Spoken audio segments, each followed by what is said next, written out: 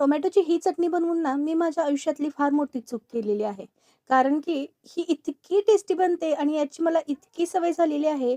आता वरण-भात असू दे, पोळी असू दे, चपाती असू दे, त्या सगळ्यांसोबत मला ही टोमॅटोची चटणी खायची सवय लागलेलीच आहे.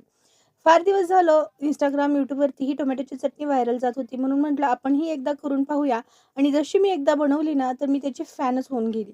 तर काय करायचं आहे, यासाठी मोठ्या आकाराचे 3 टोमॅटो स्वच्छ धुवून चिरून घ्यायचे आहेत.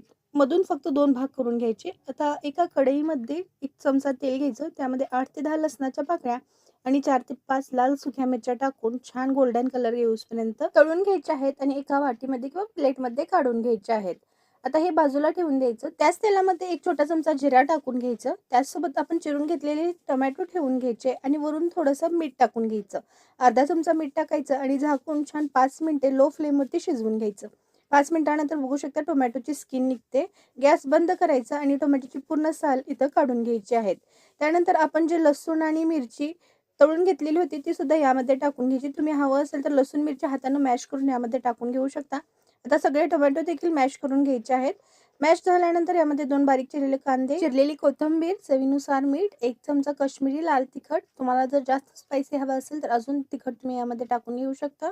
1 चमचा धना पावडर आणि अर्ध्या लिंबाचा रस टाकून छान असं मिक्स करून घ्यायचं.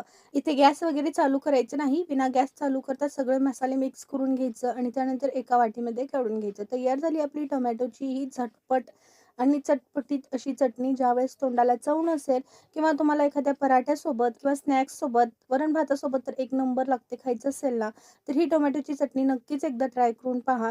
रेसिपी आवडली असेल तर व्हिडिओला लाईक करा, शेअर करा. चॅनलवरती नवीन असाल तर करिश्माज मेजवानीला आत्ताच सबस्क्राईब करा. कारण की अशाच भरपूर रेसिपी आपल्या चॅनलवरती अपलोड आहेत. त्या देखील नक्की पहा.